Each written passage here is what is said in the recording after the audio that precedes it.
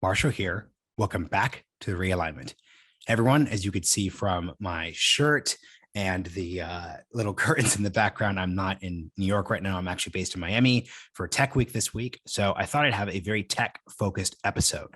I'm speaking with return guest and a guest that people asked for once they learned he joined Lincoln Network's board recently, Mike Solana of Founders Fund and the Pirate Wires Substack. Mike is really interesting. Pirate Wires covers the intersection of tech, politics, and culture, everything we like to hit here. So this is just a great chance to talk about the work that he's doing, how that fits in with Lincoln Network's interest, whether it's everything from the Twitter debate to content moderation, everything moving forward, all those great things. And I cannot do enough but shout out the work that he's doing at Pirate Wires and recommend that folks subscribe. Speaking of subscriptions, if you have not gotten the chance, we'd love you to check out our Realignment subscription that we launched this week past. It's been so successful so far. We're literally at 1/5 what we wanted to raise the entire year from April 2022 to April 2023. So that has just been so successful. We want to thank everyone who's checked it out so far. If you haven't gotten the chance, definitely do that. It's helping to support our expanded coverage that we started last week with that discussion episode between me and Sagar. For all that, hope you enjoy the episode and see you next time. Mike Solana, welcome to the Realignment. It's great to be back. Yeah, it's great to speak with you, especially during Tech Week, because this is coming out on Thursday. So I want to start with a very obvious question that will have an unobvious answer probably. What is your most conventional, non-heretical thought that you have? I have so many. Let's see. I love Justin Bieber. What is another good one?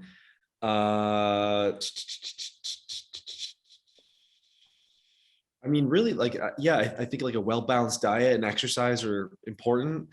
Family is important. Maybe family is the most important thing.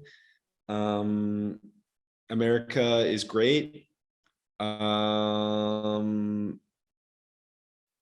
love dogs. Really, I am actually a fairly conventional person. So I think that gets the question, how do you place yourself? Because the reason why I started with that question is there's going to be a small degree of audience pushback saying, oh, you're just having another one of your VC bro friends on. And I think what's interesting about your space and the work that you're doing at Pirate Wires is that you're obviously writing from within tech, but you're coming at it from a very specific angle. So let's just discuss, what would you say your editorial perspective is when it's looking at the intersection of politics, tech, culture? I mean, the genesis of Pirate Wires, or maybe not the genesis of Pirate Wires, but the genesis of my perspective on tech, it comes from a place of tech press being relentlessly, I wouldn't say critical, I would say antagonistic to the industry. And I always thought actually the technology industry is really, it's enormous. It's wielding tremendous amounts of power. It deserves critique, but you're not critiquing any of the important things. You clearly just hate it. And that makes your critical voice useless because it's colored by that. It's completely toxic. You just want it to end and you don't want what tech wants. So for me, the goal of the tech industry, obviously working with tech people, surrounded by tech people, everyone wants to improve the world. All of it. And then it sounds cheesy now. I heard someone say the other day and I'm like, fuck, don't say that. It sounds cheesy, but it's true. They genuinely believe, we can build things to do things we can build technology that makes tasks more efficient and produces more abundance for the average person. Genuinely, that's it. Our businesses. So yeah, a lot of them want to succeed. All of them want to succeed, but the goal is to make things better. And so that's a kind of progressive vision, in my opinion, making the world more abundant, providing more things for more people and having us all work less. That is a progressive vision. So when I look at the industry and I get frustrated is when I feel like we are, that vision is being jeopardized by something else that's happening. And so, yeah, I would say I'm very critical of the industry. Actually, I'm not just this Pollyannish, everything's great, we're amazing. It's not just propaganda. It's my opinion on things. And I feel like I am critiquing the industry in a way that I wish someone else would be critiquing it. And they hadn't been. And so I do it myself. Okay, that's great. I've got two questions that come out of that, but let's start with the first one. What critiques are you just completely bored of, slash, should the audience who doesn't work in tech be skeptical of or just be willing to move on from? Well, so I'm reading this book, The House of Morgan, right now, and this is about the J.P. Morgan sort of the 180 years or 50 years or whatever it is of their like dominance over finance. It's written by Chernoff, who wrote the Hamilton bio that everyone knows. It's his first one, and what I'm realizing is this thing where like people just hate rich people for being rich has always existed, and it will always exist. I mean, separate from even what people, and lots of rich people have done lots of terrible things, but separate from that, just a public rich person, someone who's publicly very, very successful, is always going to be hated. And a lot of what I see targeting Elon Musk, for example, it's Mark Zuckerberg, certainly, because Mark doesn't even do the crazy, annoying poke the bear things that Elon Musk does. Mark just, he like exists on a platform that's very influential, and people hate him for it. And I think that like, that's not a criticism. Him being really influential and potentially dangerous is because like if some fantasy land like problem that you have, that's not a critique. Like, what is the thing that he's doing that's wrong? What is the thing that the app is doing that is dangerous? And I think that you have to be tethered very closely to the facts at that point. And one place where it's like especially clear that that's not working, I think, is the like social media makes us want to kill ourselves debate. That is a story with, the last I dipped into it, a couple of studies that were very small, and there was nothing like in terms of just how social media affects the way that we think. Even we don't know that. I think it's very valid it's a very valid assumption. Like, it seems maybe pretty bad. We should look into it more. I agree with that. I think there should be studies. We should know how this stuff affects us. But most of the reporting on the topic is completely based on nothing. And most of the critique is based on nothing. Like, all you have is your assumption. Great. Now let's look at what's actually the story here. So that's one. I would say everything with the election interference is like really not, I've not seen any really compelling evidence that like Facebook installed Trump as our president. And yet that's still sort of branded about as if that's a thing. I think that just the sort of knee-jerk assumption that people who are succeeding in tech are doing so in some sort of nefarious manner, that really bothers me, because it's just not grounded in reality. Something I'm curious about then is we're kind of in the middle of a prestige TV tech drama renaissance. So you've got it's all so bad. Yeah, I know you're gonna have thoughts on this. So you've got the Elizabeth Holmes Hulu show, you have the Uber one on Showtime, and you have the WeWork Apple TV one. What is you've said you're not happy with the shows, but what's your critique of the shows? Well, my critique of the shows is my critique of journalism, is that I wouldn't say journalism, of maybe like of media that surrounds tech. And that is the impulse that people have to focus on the absolute. Well, the Uber story is sort of separate, because I feel like that I think in the case of Holmes and the WeWork situation, you're looking at like the absolute worst that tech is, and you're saying that this is who they all are. This is what the whole thing is. It's like oh yeah, like the iPhone doesn't exist, like personal computing doesn't exist, semiconductors don't exist, like none of these things exist. You'd have to search, just a search engine, the power of a search engine. It's like, let's just pretend that never happened. Where's the Google movie? Where's the Steve Jobs, 17 season deep dive into the heroics of what he did by leaving and coming back? And there have been a couple of movies. But I was going to say, don't erase Michael Fassbender. Well, that was terrible, right? But I'm saying, but those movies also came. We are now in a uniquely negative tech press moment, and those Apple movies I don't think could be made today. And even those Apple movies were not they weren't positive. I mean, they were negative portraits of the man Steve Jobs, I would say. And then it's undeniable that he succeeded professionally. But these other ones are not that. And in the case of Uber, I would say the portrait of him, I watched one episode, I'm like, this is not, it's a clownish portrait of a man who doesn't exist. It is a made up version of this. It's like the tech bro fantasy that exists only in the minds of journalists. I don't believe in the concept of a tech bro. I've never met a tech bro. I don't know what people mean when they say tech bro. I think what I'm hearing is like guy I don't like who is white and works in tech. That's what I'm hearing. And it's like, well, they're mostly what I encounter in tech are very nerdy people. And now in VC, increasingly, unfortunately, I will admit this, a lot of like finance type people, which I can't stand. But could you explain, could you explain the difference? Because I know you came from like New York. So like the word like finance type person has a special meaning when you use it. Like what's the distinction between the nerds and the finance VC types? Well, so mostly what you have populating the world of, I mean, anyone who's a software engineer, it's very rare do you meet a broy software engineer. They're nerds. They're people who are focused on computers. They tend to be like a little more quiet. These are sweeping generalizations, but what I see generally, like the average engineer I see, whether it's a guy, a girl, whatever race you want to pick, like they're all kind of the same. They're from the same mold. They're intensely analytical. They are intensely thoughtful, and they're like stringing numbers and things together. Then you have your like more business sort of ops side person, tend to be very driven and ambitious, just work really, really hard and goal oriented, I would say.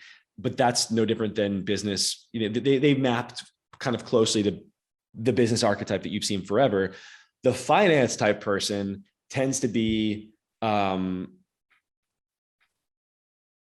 maybe the finance person tends to be a little broier. Like you have this. It's an extroverted, like networky, who do you know kind of energy. And it's also like very like, yeah, man, we're crushing it. We're going to do like X, Y, and Z and we're going to be rich and baller, whatever. But even that is an arc. I mean, I'm stereotyping right now. And when you actually meet a person and talk to them, I mean, they're not, maybe they use a funny piece of language or something, but the actual bro, that the villain that exists inside of people's heads it's like not a real person. I want to go back to something you said around people hating tech founders, because what I thought about was so much of that debate really comes down to, even when it doesn't get personal, it's about power. I'm a happy Pirate Wires subscriber, and I was reading like some of your writing on Elon and the speech and Twitter debates. And what I would just say is that even in, let's say, like centrist areas where we're not talking about socialists who like have all these beef with wealthy people. So a lot of these folks won't have problems of people who just have money. It's very specific. It's how the money and the power that money represents is really utilized. So how do you just think about that aspect, which is that the good faith pushback to you is that the hate, quote unquote, is deep dissatisfaction with how the power that tech as software eats the world, to use almost the cliche at this point, is really utilized? Yeah. So I have a couple of thoughts. My first is that I don't think in the case of Elon Musk hatred specifically, so from the press, it's like they hate everyone who is wealthy and successful in tech. That's just, they're always going to be suspicious. They're always going to be targeted. That's just like what's going to happen. From the average person, what I've noticed is when people are frustrated with Musk, oh, like he bought whatever and he's a billionaire, he could like solve world hunger. That was a big one when people were like, why won't you solve world hunger, Elon Musk? What I was thinking of was actually how strange it was compared to other billionaires. There are so many billionaires out there who no one has ever heard of, and no one's asking them. No one's even asking Warren Buffett to solve world hunger. Why? Why is no one going after Warren Buffett? I think it's because Warren Buffett has never actually built something that has materially changed the world. And we know that. We clock that as he's not the useful kind of billionaire. Elon Musk is a billionaire who's building rocket ships that land. That is startling. And we're like, whoa, that's one of our few examples that we have of someone who's actually changing the material world. And so in a weird way, I think the average frustration that bubbles up around Elon Musk is something I've written about a bit in Pirate Wires is it's like somewhat counterintuitive at first, but I think actually a lot of the like angry energy surrounding him comes from a place of, it's almost a compliment. It's like, you are someone who can do something. Why can't you do more?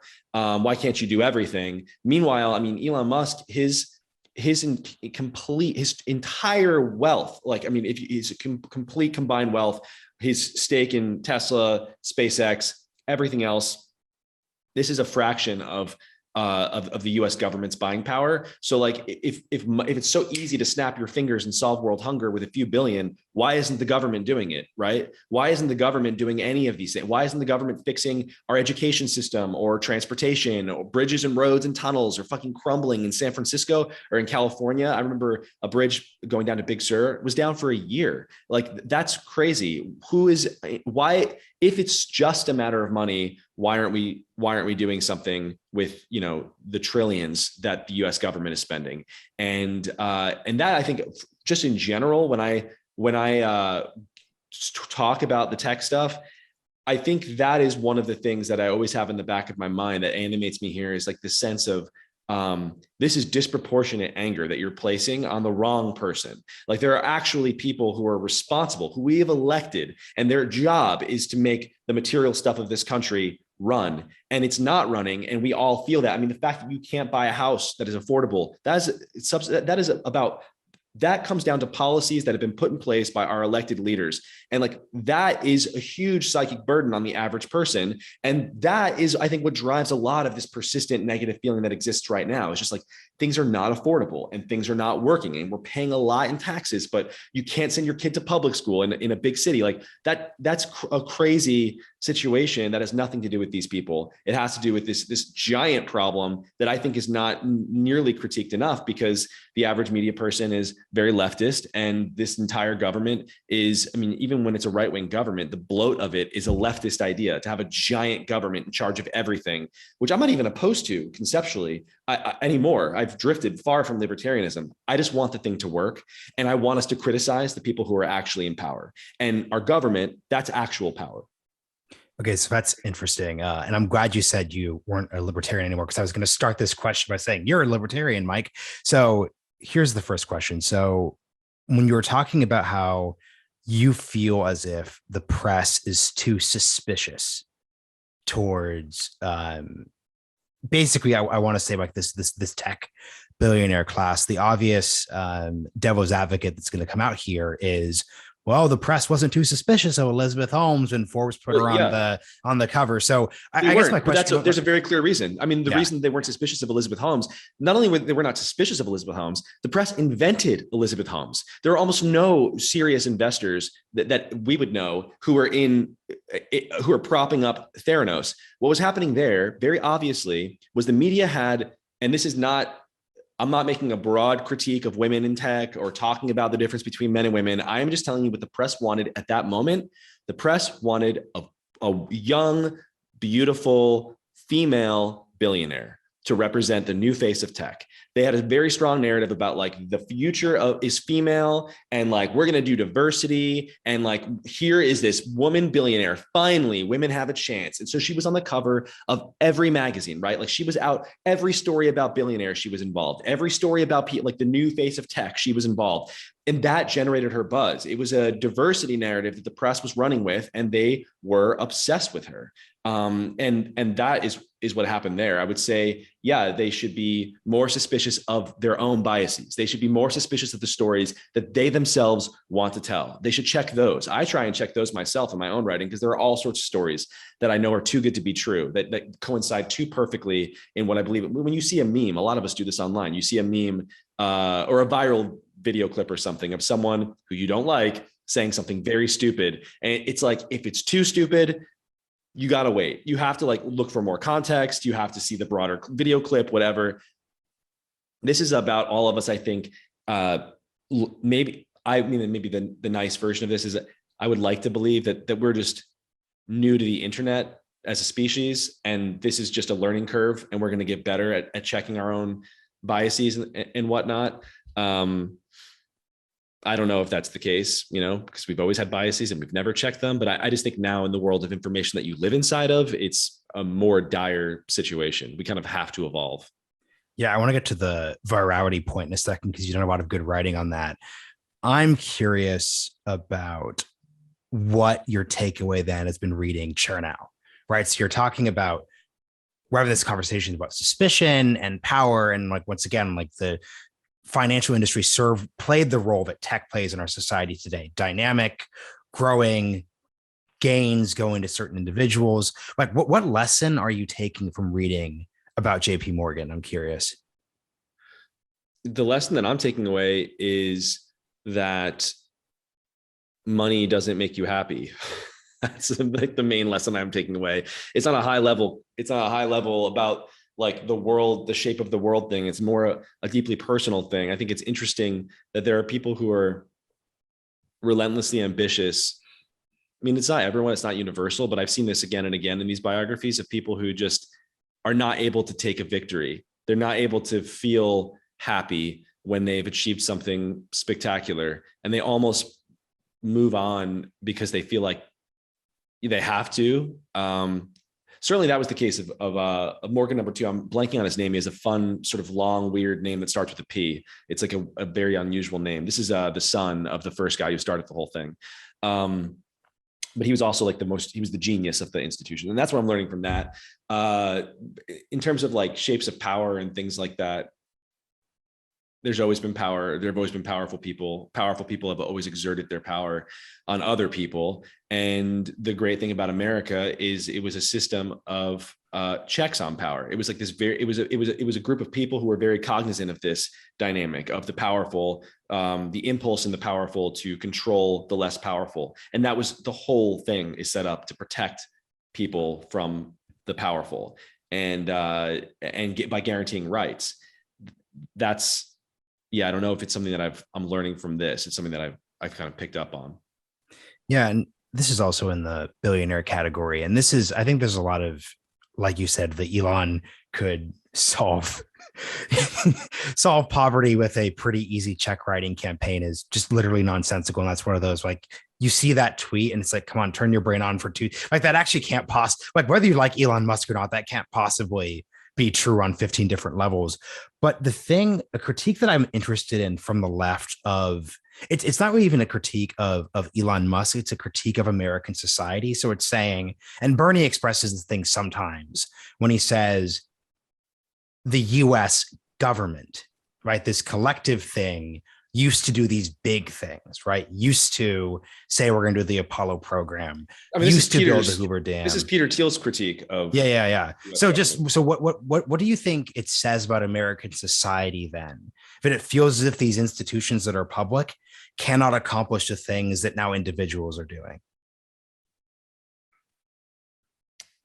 I mean, it's really a problem. I think it's a huge problem. I think that the critique is right.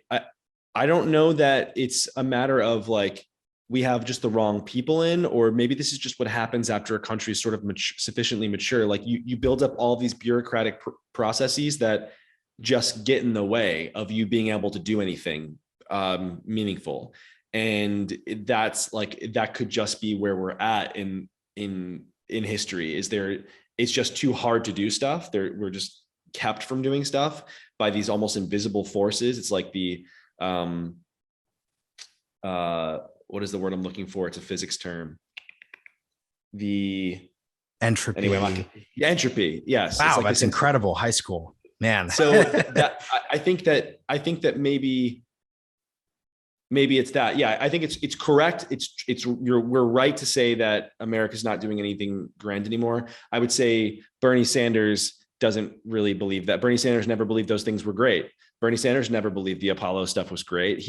That's the leftist thing about America is that we're just evil. And I think any sign of us being great is seen suspiciously. Bernie Sanders has voted. There's never been a NASA budget that he's been excited about and that hasn't voted against. So he's been talking all about how, we can't have these billionaires in space. This has got to be an America job. And it's like, well, you had the chance to do it and you didn't want to fund it. You were against it. And so actually, like, it's all lies and we have to just pretend that they're not lying to our face. Bernie Sanders' problem is not that Elon Musk is going to space. Bernie Sanders' problem is with Americans going to space. He does not, the steel man of him is he doesn't think there's anything valuable up in space. I think my read of leftism, generally speaking, is this sense that people are bad and Americans in particular are bad. And so the propagation of us people, the human race, is inherently bad. it's going to be bad for nature. It's going to be bad for the world. It's going to be bad for the cosmos if we start going out there. And you might think I'm crazy, but peek into any debate about infecting other planets with life, there's a whole debate surrounding Mars and whether or not we should go at all, because we could bring bacteria there that could hurt this pristine world. And it's like, who cares? Like, honestly, it's a barren wasteland. Like, why is that more important than spreading life into the cosmos? I don't understand. And that's something that I really believe is true. I can see it animated because it is behind every policy decision. This is the whole, when you want to talk about that, space is one context, energy is another context, where we have this answer in nuclear power. We can produce more energy for less. And there's anger there and resistance to it. And there's a desire to want to go and use, solar power and wind. And then you look at it and you say, hey, but we don't have enough solar power and wind to power the planet. We'll never be able to do it in a way that won't cause mass starvation.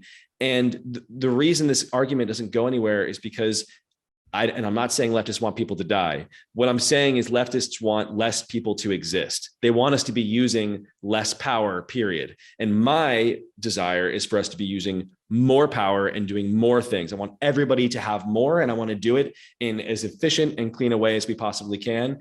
Nuclear is a solution. The reason we're not talking about it is because of this leftist philosophical belief that there should be less of us. Yeah. My real beef with the Bernie argument is that even if, let's say, Elon Musk didn't exist, we wouldn't be back on the moon.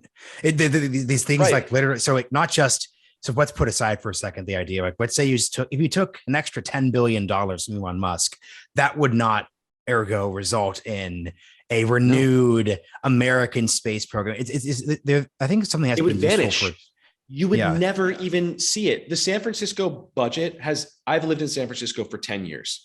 The budget of San Francisco has doubled from 6 billion to over 12 billion. It might be close to 13 billion at this point. Nothing has changed. Things have gotten worse.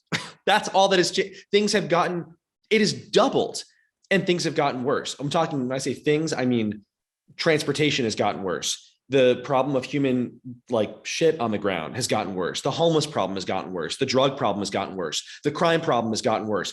Everything, and by crime, I'm not talking like in real numbers, every single crime added up. I'm talking about people breaking into your house while you're there. That problem has gotten worse. The drug problem, the violence on the street problem, all of these problems have gotten worse. Where is it going? It goes into a black hole and we never see it again. And so, these budget conversations they're always lies. I mean, it's like we forgot that Biden just passed the transportation, or what was it? The infrastructure bill. Where is that money going? It was an historically massive bill. We spent, adjusted for inflation, we spent more on this infrastructure bill than Apollo, Manhattan, the interstate highway system, and the Human Genome Project combined, adjusted for inflation. What are we going to have to show for this infrastructure bill? That's a huge problem that there's no one tracking that and saying, hey, you're spending over $1 trillion. We really need to know where the fuck this is going. It's mind blowing to me. Yeah. I want to get to the vision question then, because I like when you talk about the direct politics like this, but what is a national project? So let's just take it as a given. Like you said, you're not a pure libertarian anymore. You've got billions of dollars worth of budget. Like, what national project that could intersect with tech, that couldn't intersect with tech, whichever you want to pick, what would you undergo? I think that you could do a nuclear powered America where you are bringing nuclear power plant. You're trying to meaningfully increase the generation of nuclear power in the country, maybe get us up to a quarter of our energy is off of nuclear, while concurrently putting tons of money into a Manhattan style research project surrounding something like fusion, like putting everything that we have into getting a jump in science while we're doing this engineering project. That was the cool thing about what we saw back in the let's say 40s and 50s and even 60s, is you had all of this money in research as well as actually doing stuff. Like, there was money that was going into both, into learning new things and into doing more with what we are now learning. And I think that would be a cool one. I think that the other one that I'm really excited about is a sort of terraforming project on Earth. I think that we need to, I'm really tired of talking about the amount of carbon that we're putting in the atmosphere. I think that we obviously need to talk about how to remove carbon that's already in the atmosphere from the atmosphere. And there are all sorts of ways to go about this. There are theoretical ways, right? We're talking about things like ocean seeding, which is seeding the ocean with iron to generate, I believe it's plankton, which would draw carbon from the atmosphere. The fish will eat it. Now you have food and you have less carbon in the atmosphere. You have things like giant solar shields over the planet. I think that one is a little bit scary. You have people talking about releasing chemicals into the atmosphere, also sort of scary. But I mean, it's something that we need to think about and we need to do something about just based on their own argument. The argument of this sort of global warming is an apocalypse that is already happening sort of argument. If you believe that, Ocasio, I think, probably 3 years ago now said the planet was going to end in 12. That's a pretty big deal that we have an apocalypse coming in 9 years. If you believe that, you already believe there's too much carbon in the atmosphere. You already believe if we stop everything we're doing right now, global warming is happening and it will be catastrophic. That's the project. We should be removing carbon from the atmosphere. We should be trying to control the weather of the planet. What really comes through in your work and your writing, and I also suggest that folks who want to get a good articulation of this vision, that you go to Founders Fund's Twitter page, and there's a video from your board meeting in September 2020, just is very just like retro futurist science-y. And I want you to talk about science for a second, because that's coming through in what you're saying. How do we go all in on science, nuclear, carbon sequestration, all that stuff, without it getting infected by politics, culture wars, like those different bits? Well, the cool thing about the Manhattan Project was no one knew about it. So first of all, I love that. Love a secret government project to, I don't know, let's do one, but for energy. That would be cool. I don't really believe that everything the government does has to be, I'm not like I think some things are impossible to do with it under a microscope. And like what? Maybe that would be like war. First of all, if you're in war, I think there's no way to win one really under the microscope. It's like the asymmetry there. When you're battling, we tend to be in conflict with, I mean, I think always in the history of America, we've been in conflict with, maybe not in the history, but for the most part, I think like this Spain might've been a slightly different situation, but certainly the UK was a slightly different situation, day one. We tend to be in conflict with people who are not free themselves in a meaningful sense. And those countries, autocratic countries, they do whatever they have to do to win. And that a big part of that is hiding your cards. And so in war, yeah, I think that it's really hard to be transparent, but then like, obviously, the lack of transparency during the Manhattan Project, which was a war project, that was helpful. Probably with Apollo is the same thing. You want to hide your secrets and things like this, but also maybe that was technically in a way a war project as well. That's something that I struggle with, honestly, is I wonder how much of our accomplishments that I really love the most were just war projects. I think that the interstate highway system is not a war project and also really important and good, but even that, right? Like the argument is that enabled you to move tanks around the country quickly. So even like that's a Cold War project in a way too. Something I'm wondering about then, and because I want to get into like the social media stuff, which everyone is definitely here for. How has the war in Ukraine really intersected with everything you're talking about here? Because I can't remember which piece this was, but you basically were describing modern social media as basically a failed experiment. And there's all these like domestic political things that are falling into that, but there is this international aspect, aka with Russia, China, et cetera, making very clear that different countries are going to have different geopolitical tech stacks, different apps are going to go to different places. So just talk about that expansively, however you want to go with it. Well, I think it was in the piece called War that I touched on it. And the first thing I noticed was that, well, I mean, obviously social media is tech generally, and social media in particular, is a new front of war in a way that we've never seen before, where these suddenly are really important strategic assets for countries in the middle of severe existential conflict.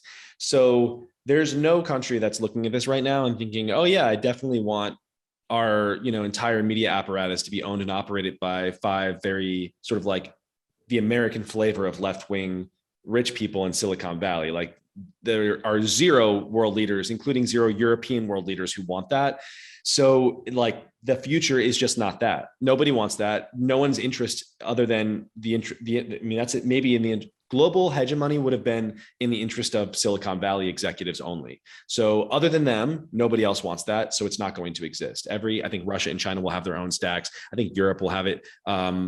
Probably the other, it will be a little bit of a drag. It will take more time before you see this in different parts of Africa and whatnot. I think that in the case of, that's just, I think that the tech thing, the social media thing parallels globalism generally in a way that like, while it was happening, you sort of thought, oh, this is inevitable. Obviously everybody will be using, everyone in the whole world will be using the same exact Twitter, everyone. It's crazy to think of that now as a realistic thing, but 10 years ago, it seemed totally normal. It seemed you could never compete against it. So why wouldn't it happen? Everyone wants to be where everyone is. We didn't think about things like national interest and we didn't even think about social media as a scary thing. We didn't see. And so one thing that I've written a lot about the last couple of years is the unknown. So what is the kind of information that could spread really fast that could potentially cripple the planet in a day? Like I don't think we've seen that yet, but I do believe that we're now open to something where like the existence of globally scaled information, rapid globally scaled information that's only existed for the last 10 years, really. So like, what is the worst negative externality there? And I don't think we know what that is. And that does concern me. And it's not something that I even was on my radar 10 years ago. I thought it's social media. It's just people talking, like, who cares? So I think that's something that more and more people are thinking about and are going to, I don't want to say protect against, but they're going to design against. Like you're going to see more closed systems, and then we'll see what happens with American social media. So I think globally that's certain, but the American social media question is a little more open. And I think there at the heart of that question is a question of whether or not America will remain free or become a more authoritarian country.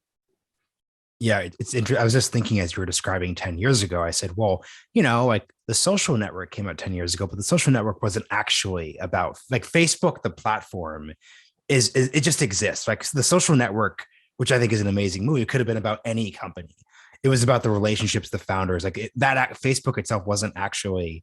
I don't think people on Facebook were in the social network were even talking about like the dark side of social media. And what the average person means is like, it makes us happy. And like teens want to kill themselves. And like there's the evidence there is very up in the air. We don't know, but no one's talking about things like, what does it mean when a single person is a cult leader to 100 million people?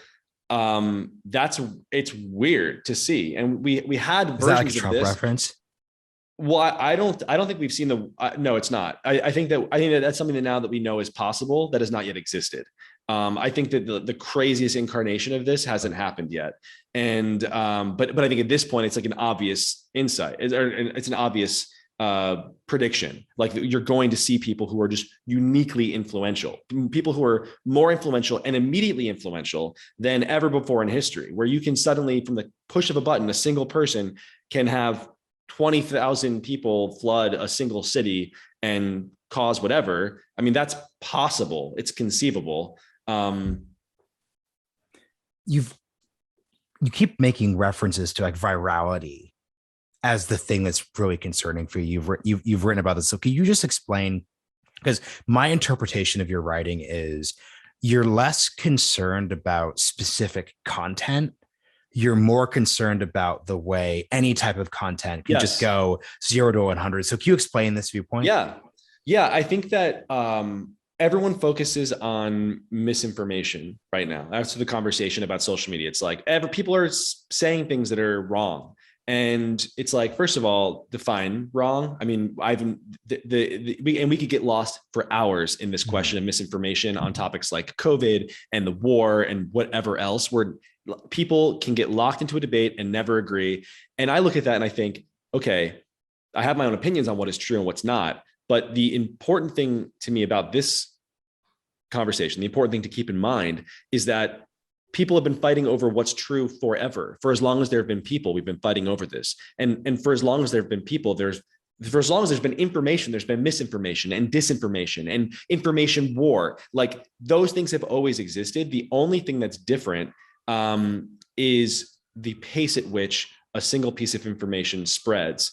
And that is different in a huge way, right? Like we're talking, and it's so huge that I think we have a hard time processing it or something. But like I can tweet something and 100,000 people can see it in a couple hours and I'm nobody, right? Like if I have 100,000 followers on Twitter. If I 15x that or 100x that, right? Like you're talking about instant global, the instantaneous global scale of a single piece of information that could be true or could not be true, or could be weaponized in some way. And so that's the thing, like the pace of information, the speed of information and the movement of that had only ever been seen as a positive. And I think it is positive in so many ways.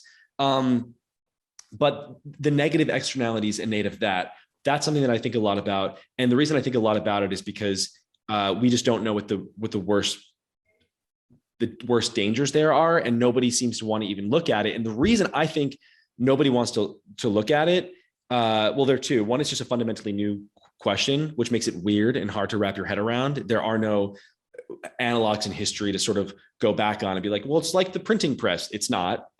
It's a new thing. And so you have to think about it in a new way. And that's just exhausting. But then also the people who are beating the drum on misinformation, like their problem isn't misinformation. They spread it themselves. Their problem is the information being spread by people they don't like, by people they want to put in their place. They love the instantaneous, the instantaneous viral piece of information, right? They love it when they're spreading it themselves, and they've spread plenty of mistruths themselves about everything from COVID to, let's think of some other good ones. We've got COVID. We have the crime issues in our cities. We have, I have a piece actually on Pirate Wires where I just like go through like every single thing over the last years, the origin of the virus. Like there are all these things that we've been lied to about. Hunter Biden's laptop, right? Like they don't have a problem spreading misinformation.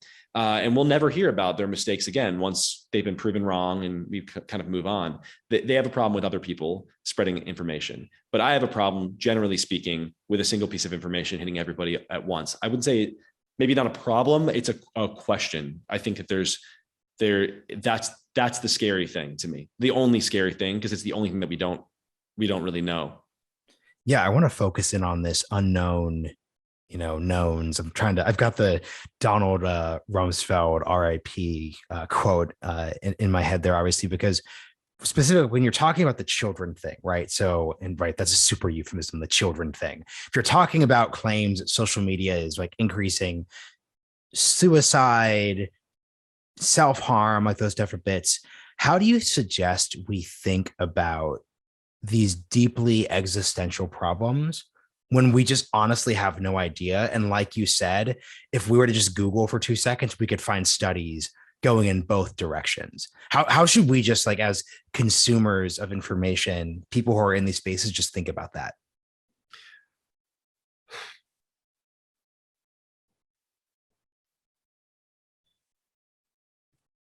Well, I don't think I want to go back and say, like, I don't think it's a dumb thing to worry about. Like, I think that anything that's new, I don't believe that new things are inherently good, and every new thing is the world becomes a little bit better. I think that there are trade-offs in every direction, and it's correct to be suspicious of new things, honestly. And it's healthy to raise questions about how they're affecting us. Probably, I would always exercise caution, honestly. I think you want, but you want it to be optimistic, like you want to be moving in a positive direction, and you want to have a goal in mind for the sort of a progressive technologically progressive world of abundance. That's the goal. You want to be walking towards that, but you do need to be cautious at every step of the way. And it would be silly to think that you don't, given, you know, all of the mistakes we've made, just even in the narrow realm of medical science, for example. You know, every 50 years, you look at the medicine, it's completely different. And you have endless horror stories of where we went wrong and mistakes that we made. We're always learning. And I think social media, it's like, in terms of just the if you get away from the really abstract questions and just talk about like, is it making people happy or not? It's like, I don't know, if you're unhappy, maybe don't use it so much and see how you feel. Like these are hard things to say. So much of what comes down to our life is, it's like in our own hands. And that's a philosophical question that people just don't agree with right now. I think that's actually one of the more heretical. It's like a heresy that exists in all these sub heresies. The underlying tension is like, do you believe that people control their own lives or not? And if you believe that people control their own lives, you are a heretic and a half. You can't say that. And that manifests in things like hustle porn.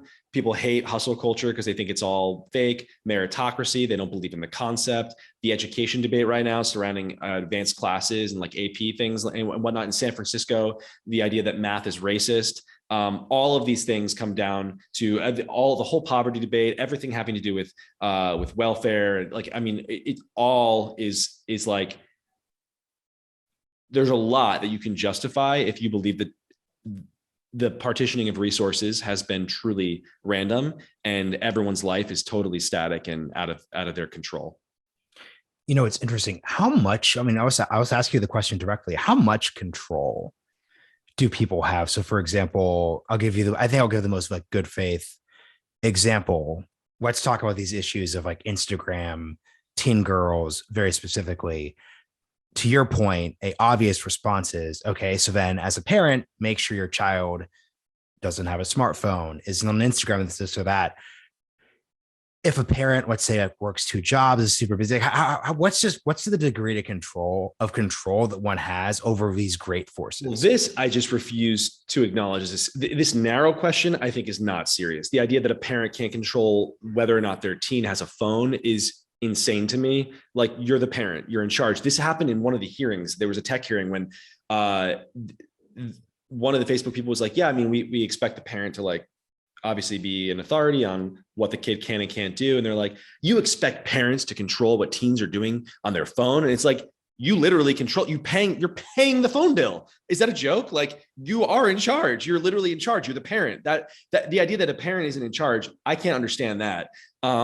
But in terms of the control, like how much control do you have over your own life? I think it's very high. I think it's like 75, 80%. And then there are obviously all of these things that you can't control: where you're from, how much money your parents had, who your parents knew. Those are probably the big ones. I think how attractive you are is the weird one that no one wants to ever talk about. That's like definitely out of your control. But all of these things, it's like you control your own. Every day you wake up and you control the decisions that you make.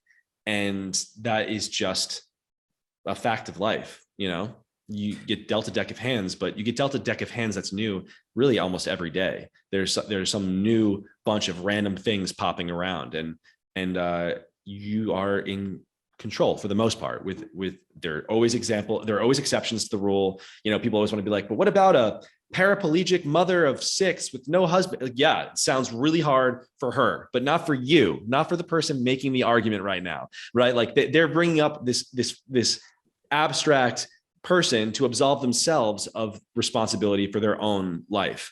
And the average person in general does have control over their own life.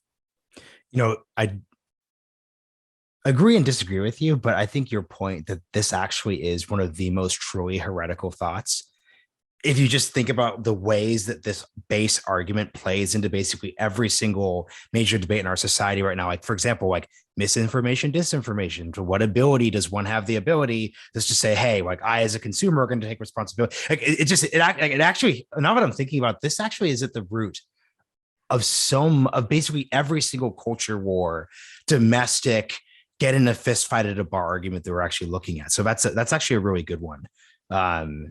Just to think about it that way. Yeah, it always reduces, and not always. I mean, there are exceptions, but for the most part, it reduces to that. And in the misinformation one, I saw there was an Axios report. I wrote about this last week or the week. I think it was last week.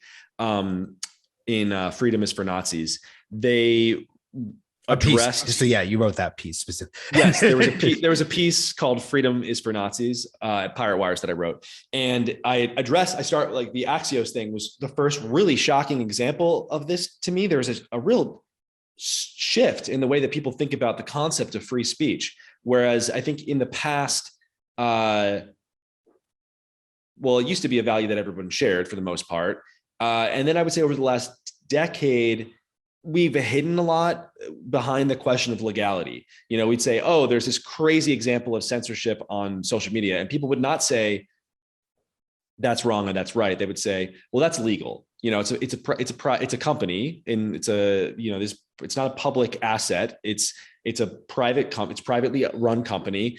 They have free speech as well. They can do whatever they want. And we would always sort of dance around the actual fight, which was a question not of the legality, not of legal free speech and the question of that. What we were talking about was free speech, the value. And no one wanted to address that head on because we all were raised believing that people who didn't believe in free speech were evil and that free speech was this like sacred value. And I believe that for the most part, I mean, very close to that. I'm extremely a free speech person. I think the anti-free speech people, and I believe they really are anti-free speech at this point, we have to actually start calling them that. They were lying to themselves as much as to the rest of us. They didn't want to face the fact that they're actually authoritarian and they're actually requesting something authoritarian in nature. But now with the Elon Musk Twitter situation, I mean, the mask has been lifted. Okay. These people are out here making very clear arguments against free speech as a value. They're saying it is wrong to allow people who have bad ideas to voice those ideas because other people can't control themselves and they're just going to hear that and absorb it and do whatever. And I think maybe there's some truth to that. Maybe there are a lot of people who really do just do whatever they're told and whatever they hear. It's actually something I struggle with, is the question of, well, libertarians always want to do this thing where they say freedom is the best thing for everyone. And they apply this to things like the immigration debate and the gun debate. And with the gun debate, let's say, libertarians are always trying to have their cake and eat it. They're trying to say like, no, like the more guns make for a safer society. There are less gun deaths, or they don't really say there are less gun deaths, but they have all these crazy arguments to get around the fact that like there's a trade-off taking place, and the trade-off is freedom and dead people. And it's like, we make that trade-off in a million different directions. We make it with cars. We don't have to be driving to work, but we do. And there's a trade-off there in life, in actual lives lost. Gun debate is that for me. It's like, you should be able to say, actually, the value is so important that yes, some people are going to die. That's what happens in a free country, is sometimes there are mistakes and it's worth it. And that's the honest debate that they don't want to have.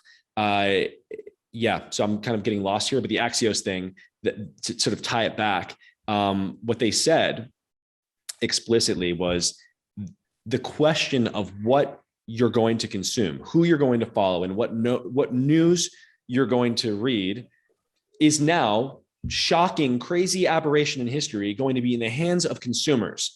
Whereas previously it had always been a question sort of mediated by the government and media, which to me seems like almost a false version of history. But they end the whole thing with the phrase, like, the world that we're approaching. And the world that they illustrate is a world of astonishing, this is a quote, astonishing individual freedom. And it's like, what do you do with that? What do you do with people who are just openly like, this thing, and by thing, I mean literally the concept of freedom, is itself the problem. That's a new fight. And we're not going to be able to just say, oh, it sounds like you don't believe in free speech anymore and end the debate that way. We're going to have to actually start defending it. And that's just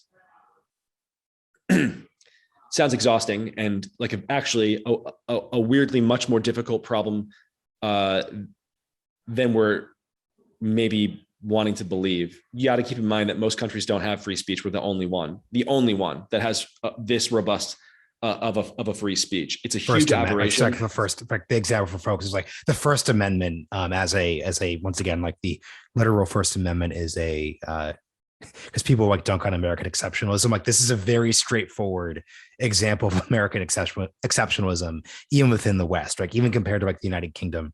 So yeah. I want to close with this question then, which is that just as so many root debates come down to this, how much degree of individual like autonomy does an individual have? We said this earlier. The other episode we released this week it's by Yascha Mounk just wrote a book about diverse democracies and whether they could function in the 21st century.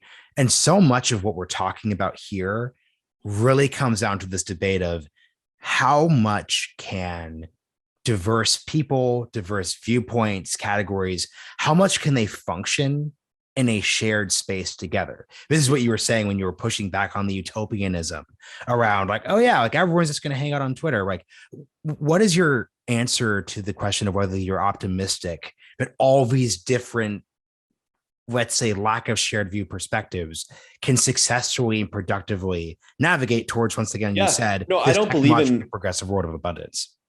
I don't believe that a nation can survive. I think that it's like we focus so much on racial diversity, and that diversity matters zero. That does not matter at all. Like, yes, as much diversity or as little, like it doesn't actually materially change anything. It has no influence. The problem is a lack of diversity or a lack of like, you can't have a nonstop diversity of like core values. You can't have diversity of core values at all, actually. Like you can have diversity of superficial opinions and even directions, like generally speaking on like maybe a diversity of strategies for how to get to something that we maybe all want. For example, cheap energy or something like that's great. Let's have a diversity of ideas, but the actual value of no, we want abundance for everybody on the planet, or we want freedom. Like you either believe that or you don't. And America was historically a place of, we fought over, God is a great example of this. It was a Christian nation with like a lot of different kinds of Christianity. It was like a lot of people who wanted like roughly the same spiritual thing. I think that at the level of the nation state, like freedom is one of these things that you have to believe in it, generally speaking. And if you don't, there is a fundamental conflict that you will fight over until you figure it out. And that happens by either converting the other group or going your separate way. In the context of America, that's very hard because there's a diversity, not between regions, but between cities and the agrarian part of it, like cities and country. So I'm not sure. Yeah, even red state, blue state doesn't capture it, to your point. No, I think that it might just be like a sort of rough environment for a while. It might be a rough sort of polarized culture for quite a while. Well, we started with a world of abundance. We ended with a rough polarized culture. Mike, this has been really great. Can you just shout out Pirate Wires for folks who want to? I would love to, guys. Check out piratewires.com. That's where I write every other week. And I'm Mike MIC Solana, SOLANA at Twitter. Thanks for having me, man. I love this podcast. And I'm stoked to see you. You're in Miami, right? I'm going to be tomorrow. So then I will see you. I'm here for Tech Week. So I will see you here for Miami Tech Week.